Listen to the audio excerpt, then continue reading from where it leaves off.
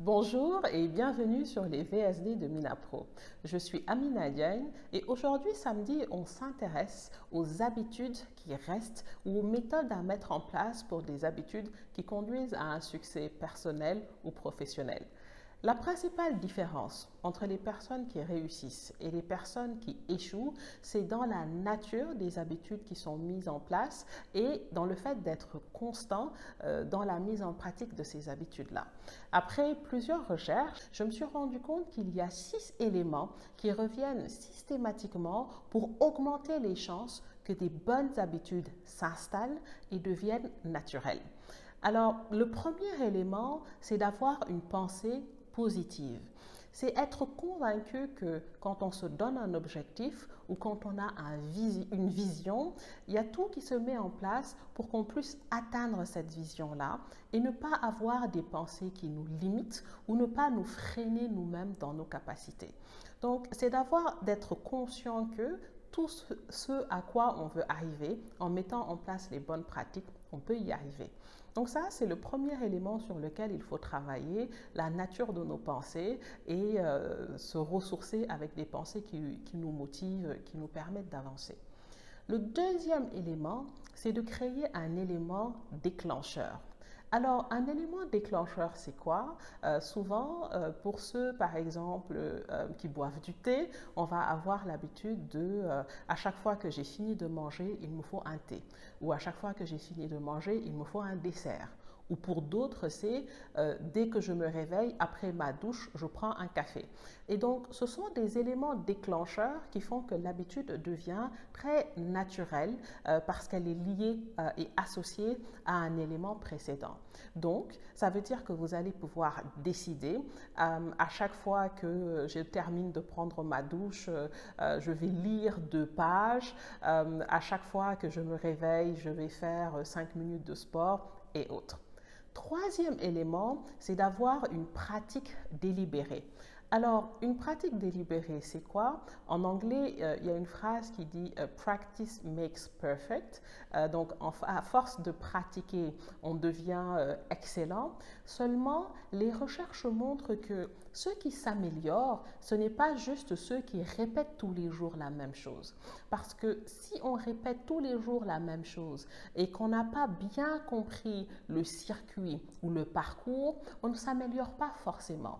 Donc, ça vous invite à vraiment analyser qu'est-ce que vous souhaitez améliorer et de voir maintenant par rapport à ce que vous souhaitez améliorer, comment vous pouvez le décomposer. Si je prends un exemple, peut-être que vous souhaitez être plus à l'aise quand vous parlez en public. Eh bien, vous allez analyser qu'est-ce qui est demandé pour pouvoir s'exprimer et être à l'aise quand on parle en public. Et une fois que vous avez décomposé ces éléments-là, vous allez les pratiquer un par un. C'est ce qu'on appelle une pratique délibérée. Le troisième élément, c'est vraiment de mettre en place des changements qui sont très petits, très légers, à tel point qu'on ne se rend même pas compte qu'on a effectué un changement. Je donne un exemple. Peut-être que vous vous réveillez à 7 heures du matin et que vous voulez faire partie des personnes qui se lèvent à 5 heures du matin. Alors, au lieu de décider du jour au lendemain de passer de 7 heures du matin à 5 heures du matin, c'est d'abord de dire, au lieu de me réveiller à 7 heures du matin, je vais me réveiller à 7 heures moins 10. Et ensuite, une fois que le fait de se réveiller à 7 heures moins 10 est devenu totalement naturel, ça devient, je vais me réveiller à 7 heures moins 20. Et donc, vous pouvez adopter cette démarche-là. Si vous souhaitez, je ne sais pas, commencer à courir, vous pouvez décider, je vais d'abord courir 2 minutes parce que je sais que c'est quelque chose que je peux faire. Ensuite, je vais ajouter 1 minute. Mais l'idée, elle est vraiment là. Faites des tout petits changements et progressez au fur et à mesure. Le cinquième élément, c'est de mettre en place le bon environnement quand on souhaite changer une habitude. Si vous décidez d'arrêter les desserts, mais que vous allez manger ou boire votre café dans un salon de thé qui sert votre dessert préféré, il y a de fortes chances qu'un jour vous craquiez et que vous allez vers ce dessert-là. Alors l'idée, c'est de dire, en fonction de l'habitude que vous souhaitez mettre en place, vous vous allez vous créer un environnement qui rend cette habitude très facile. Si vous vous donnez par exemple comme objectif de lire un certain nombre de livres, par exemple par année, alors peut-être que vous allez mettre votre livre sur votre table de chevet à côté de votre lit, et donc ça va être beaucoup plus simple de prendre le livre et de lire plutôt que d'avoir le livre qui va être rangé dans la bibliothèque au fond du couloir. Donc c'est important de créer un environnement qui rend cette habitude-là beaucoup plus favorable.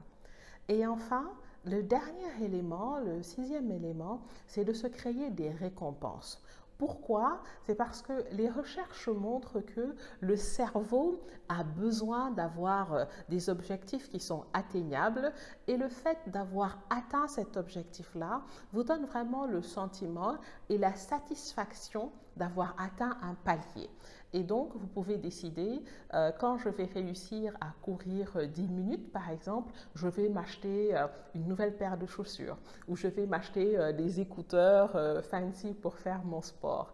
Et donc, à chaque fois que maintenant vous porterez ces chaussures-là, ou à chaque fois que vous aurez ces écouteurs dans les oreilles, vous allez vous rappeler cette satisfaction-là de dire « Ah, j'ai atteint ce palier-là ». Et quand vous allez vous donner un autre objectif, vous allez être renforcé en vous disant je suis en train de progresser, j'ai des preuves matérielles que je suis en train d'avancer.